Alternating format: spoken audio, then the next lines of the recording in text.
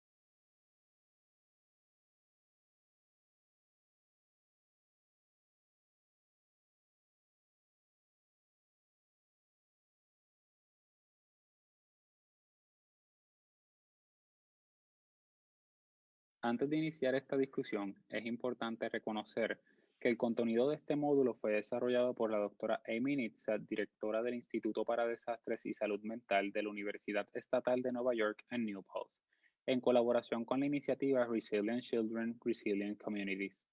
Junto al Instituto del Desarrollo de la Juventud, el Centro Nacional de Preparación para Desastres del Earth Institute de la Universidad de Columbia y el Puerto Rico Children and Youth Task Force. Durante esta sección se estará trabajando la definición del estrés. Además, se estará trabajando el impacto del estrés, profundizando en los tipos de estrés y los niveles de intensidad, y el cerebro y el cuerpo ante la respuesta de estrés. También se estará trabajando el desarrollo de la resiliencia, con un enfoque en las formas para alcanzar la resiliencia y las estrategias de afrontamiento desde la resiliencia. El estrés en términos generales. Se debe entender que el estrés es un estado normal de la vida que es necesario para la salud y la supervivencia, que puede ser positivo como negativo, y que la mayoría de las personas lo manejan a diario y funcionan bien. Curva de respuesta al estrés. El estrés puede ser conceptualizado como una respuesta fisiológica a cualquier demanda de cambio.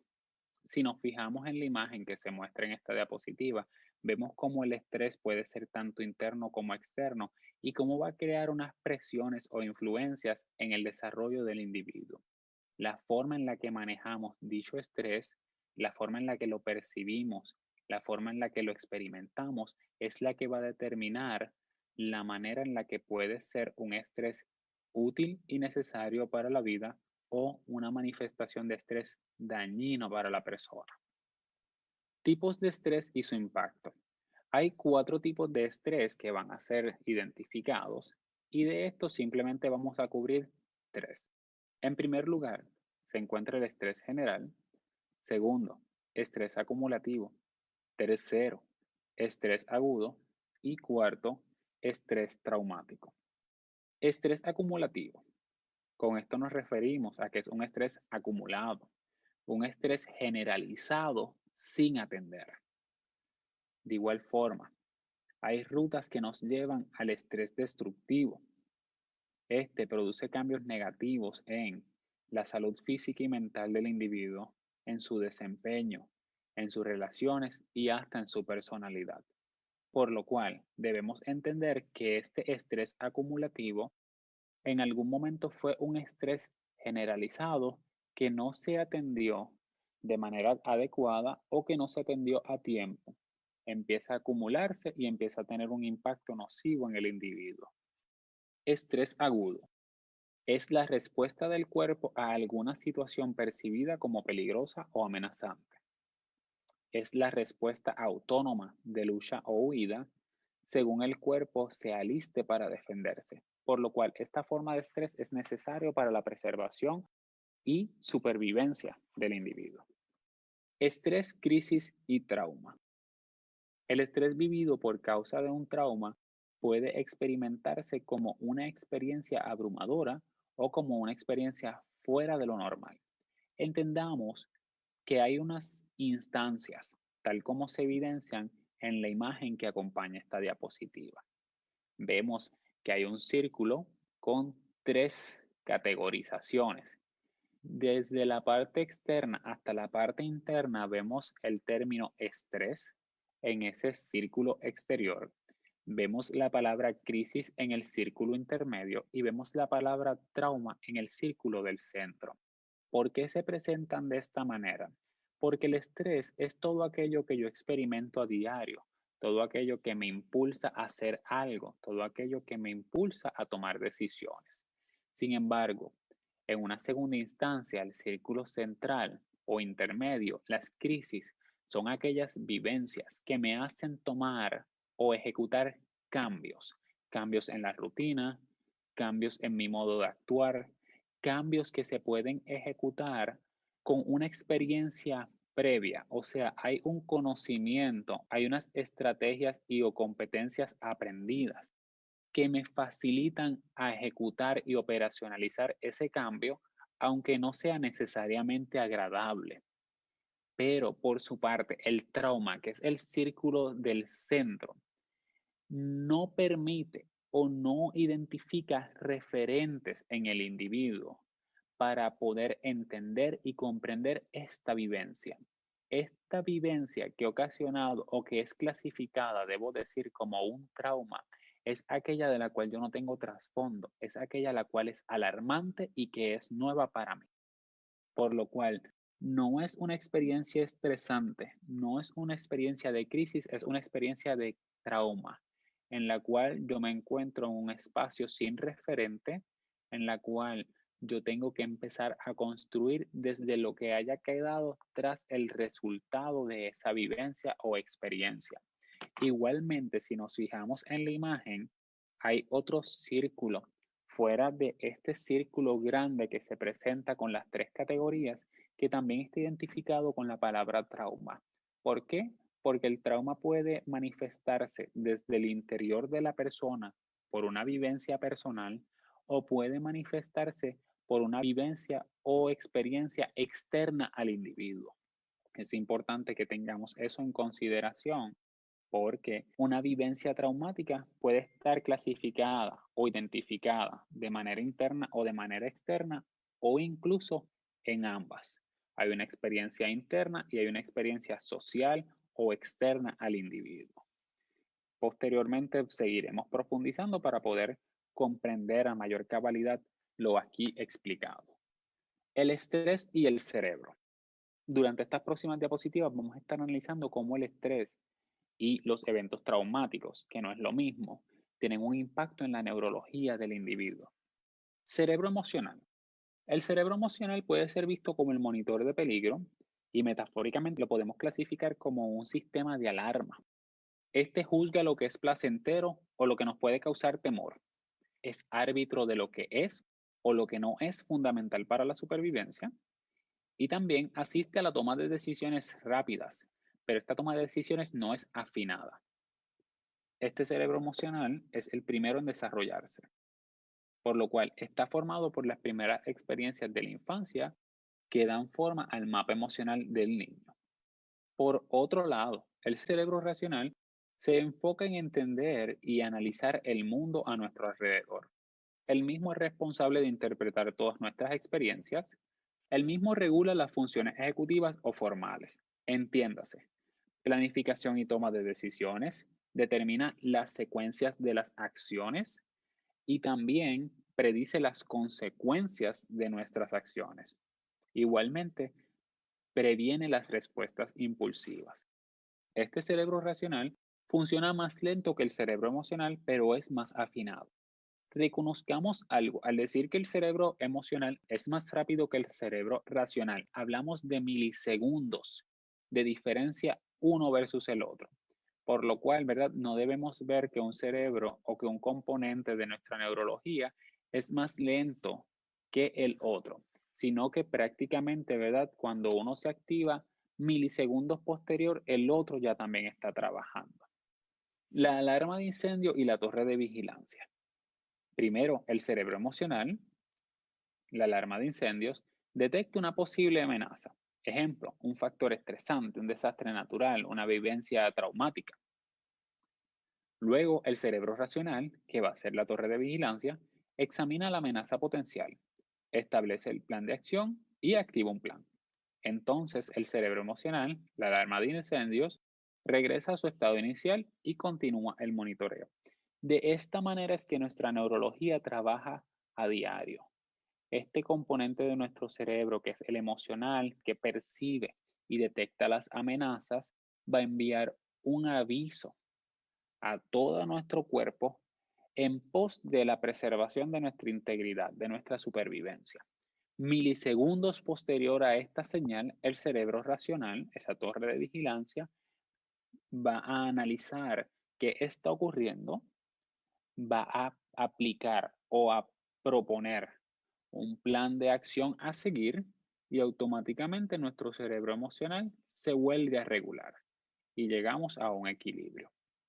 Así es como funciona de manera regular. La alarma de incendios y la torre de vigilancia.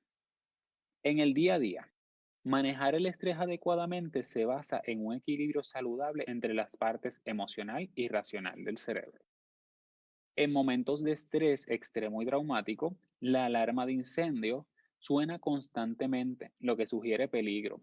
Esta se atasca en posición de encendido. El cerebro se desequilibra, por lo cual la torre de vigilancia está siendo abrumada por la alarma de incendio. Toda la atención del cerebro se centra en tratar de apagar la alarma de incendio a expensas de otras funciones, por lo cual cuando hay un evento estresante extremo o traumático, nuestro cerebro pierde la capacidad de funcionar de manera efectiva.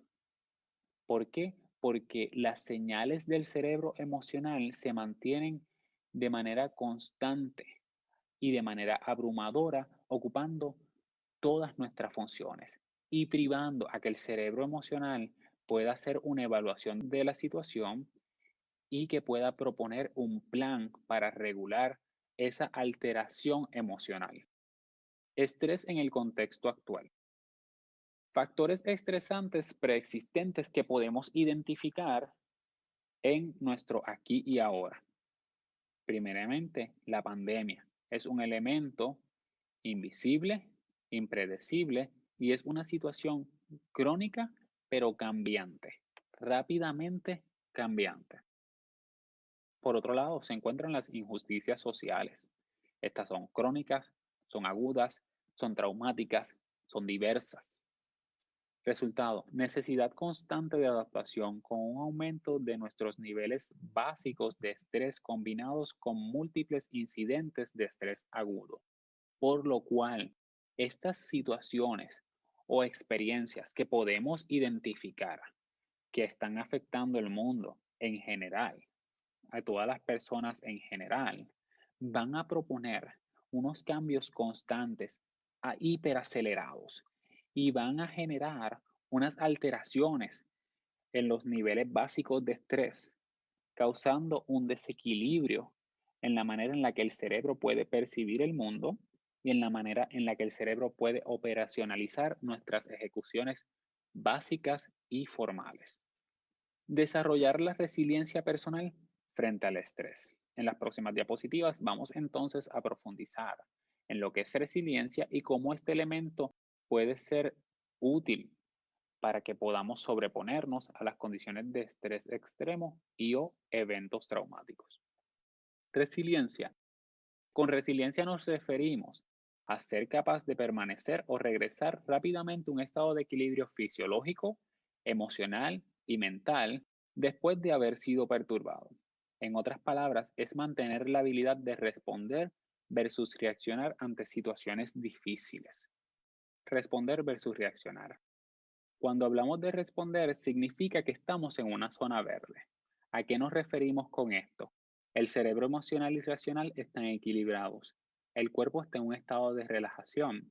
Además, es ávido para restaurar y recargar, y para actuar desde un aparente estado de seguridad. Por su parte, reaccionar debe ser entendido como una zona roja. ¿A qué nos referimos con esto?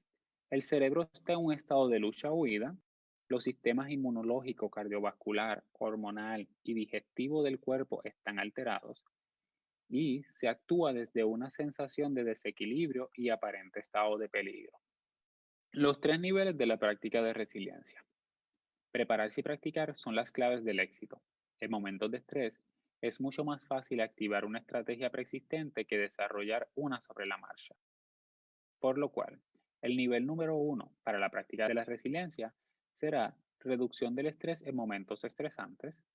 Nivel 2, actividades diarias o rutinas para preservar el bienestar. Y nivel número 3, invertir a largo plazo en el bienestar. Si se fijan en la imagen que se presenta en esta diapositiva, vemos como una pirámide con tres categorías. El nivel 1 en el tope de la pirámide, nivel 2 en el área intermedia y nivel 3 en la base. Veamos esta pirámide como si fuéramos arqueólogos y estuviéramos desenterrándola de la arena. Primero desenterramos ese primer nivel en el cual reduzco el estrés identificado en este momento estresante. Lo identifico, lo atiendo y lo reduzco. Ya que empiezo a desarrollar esa habilidad para percibir mis manifestaciones de estrés, sigo desenterrando esa pirámide y descubro el nivel 2, en el cual empiezo a desarrollar actividades diarias, actividades rutinarias que fomentan mi bienestar. Primero, paso 1, que es una intervención inmediata. Paso 2 es una intervención a corto plazo y el paso 3, nivel 3, es una intervención a largo plazo donde yo termino de desenterrar esa pirámide y ahora yo invierto a largo plazo en mi bienestar, sea con una práctica que hago semanalmente, sea integrándome en una lección, en una clase, pero fomento un desarrollo en pos de mi bienestar. A esto nos referimos con esos tres niveles de resiliencia y cómo pueden o deben ser desarrollados. Los tres niveles de la práctica de la resiliencia. Desarrollamos recursos psicológicos basados en sostenidas y repetidas experiencias. Estos, a su vez, se convierten en cambios duraderos en el cerebro. Las prácticas que iniciamos a aplicar en pos de nuestro bienestar, vamos a convertirlas en rutina a corto y a largo plazo y a identificar cómo estas prácticas se fijan en nuestro cerebro y se convierten en un acto cotidiano para nuestro beneficio y bienestar. La práctica redunda en reconfiguración. Las células que se conectan juntas crean conexiones permanentes. Nuestras experiencias están moldeadas por lo que enfrentamos. Cualquier cosa en la que usted se enfoque se vuelve parte de usted. A base de esto nos podemos preguntar, ¿puede usted mantener su atención en alguno de los momentos positivos o agradables de su día, o se angustia por las preocupaciones. Estas preguntas nos invitan a reflexionar e identificar en qué estamos enfocándonos al finalizar nuestros días o nuestras semanas. Tres rutas para desarrollar resiliencia. En primera instancia, estrategias de base emocional. En segundo lugar, estrategias de base cognitiva. Y en tercer lugar, estrategias de base conductual. La imagen que acompaña esta diapositiva presenta un círculo y vemos cada uno de estos elementos emocional, cognitivo y conductual en una sección individual dentro de este círculo. Parte del círculo está identificado con una flecha que se dirige hacia una dirección, valga la redundancia. Sin embargo, es importante mencionar que esta flecha no debe ser un condicionamiento. Cuando yo empiezo a desarrollar resiliencia, yo empiezo a desarrollar estrategias emocionales, cognitivas y conductuales en el orden en que sea beneficioso para mí, en el orden en el que yo logre ese desarrollo. Pueden ser incluso cónsonas, desarrollarse todas a la misma vez, o que empiece a desarrollar en primera instancia una rutina cognitiva que fomenta una rutina emocional. Pero ciertamente las tres van a trabajar en unión, van a trabajar en conjunto para yo seguir y fomentar un desarrollo de resiliencia personal. Estrategias de base emocional, metas o propósito. Fortalece la capacidad del cerebro de equilibrarse, viendo el cerebro como un músculo mental que debe ser ejercitado. En segundo lugar, mejora la regulación emocional. Tercero, regula la tensión que a su vez nos ayuda a mantener el enfoque. Cuarto, reconocer y aceptar nuestras reacciones nos permite tener más control sobre estas. Estrategias que podemos utilizar para fomentar el área emocional. Atención plena o mindfulness, ejercicios de meditación, ejercicios o prácticas de relajación y respiración y yoga. Estrategias de base cognitiva, metas y propósito.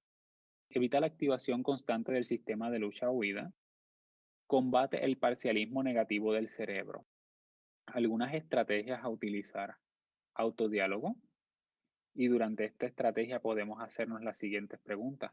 ¿Cuál es el cuchicheo que hay en tu mente? ¿Estás cargado de autocrítica, de resentimientos, etcétera? Otra estrategia es la reestructuración cognitiva. Preguntas que podemos hacernos para autoevaluarnos y autoconocernos durante este proceso. Puedes reemplazar estos pensamientos automáticos con pensamientos más neutrales, más realistas, más útiles. Y en tercera estrategia, inoculación de estrés. Es una práctica mental y preparación para situaciones estresantes específicas. El parcialismo negativo del cerebro. Durante este proceso se buscan malas noticias, se enfoca firmemente en ellas, perdiendo de vista el panorama general, se reacciona exageradamente, se acelera la conversión de la experiencia en un recuerdo, se sensibiliza creando un círculo vicioso. Dice una cita, nuestros cerebros son de velcro para las malas experiencias y teflón para las buenas, por lo cual nosotros podemos ponderar qué tipo de experiencias vamos a adherir a nuestro cerebro. Reconfiguración cognitiva. No es lo que sucede lo que crea un resultado, es lo que nos decimos a nosotros mismos al respecto, lo que influye en el resultado. ¿A qué nos referimos con esto? Nuestros pensamientos, nuestras creencias van a determinar en muchas ocasiones las consecuencias de aquellos eventos que experimentamos. Si nos fijamos en estos tres puntos A, B y C, A significaría evento detonante o activating event, B, creencia o belief, y C, consecuencia o consequence. Si yo logro transformar mi creencia, ese pensamiento irracional en un pensamiento racional, con mucha seguridad yo voy a poder transformar la consecuencia experimentada a base del evento. Es importante que tengamos eso presente. Un ejemplo que podemos integrar al proceso de reconfiguración cognitiva puede ser la pandemia del COVID-19. Visualicémonos como estudiantes. El evento detonante del Activating Event es la pandemia y la pandemia ocasiona que las clases de presenciales se conviertan en clases a distancia o clases en línea. Yo como estudiante, indiferentemente mi nivel, escuela o universidad, empiezo a creer que yo no puedo funcionar mediante este sistema, que no me gusta este sistema, que este sistema no va a ser efectivo para mí y que yo voy a reprobar. Y la consecuencia es, lamentablemente, que repruebe el curso en el cual estoy matriculado. Mi creencia operacionalizó para que yo no pudiera moverme de ese lugar de negatividad en el cual yo no me consideraba competente. Esa creencia no me permitió esforzarme más. Esa creencia me desanimó, me desalentó. Sin embargo, con el mismo evento detonante, si yo reconozco en mi creencia que no me gusta este sistema, pero creo que soy suficientemente competente para esforzarme y aprobar mi curso, con gran probabilidad el resultado va a ser diferente. Damos este ejemplo para que podamos entender lo significativo de esa creencia en la mente del individuo referente a la manera en la que reacciona a un evento y las consecuencias que experimenta a base de él. Flujograma sobre la inoculación de estrés. Si nos fijamos en el diagrama que se presenta en esta diapositiva, tenemos unas preguntas iniciales.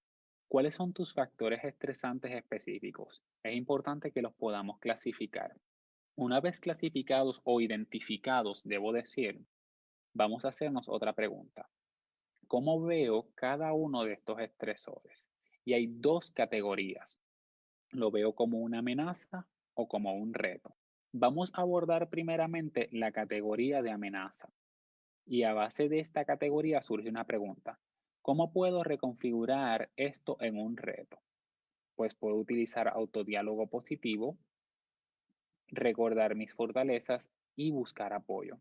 ¿Por qué? Porque cuando yo veo los estresores como una amenaza, reconozco que no tengo las competencias necesarias para trabajar con ellos y con gran probabilidad no voy a poder sobreponerme a ese estresor que estoy experimentando.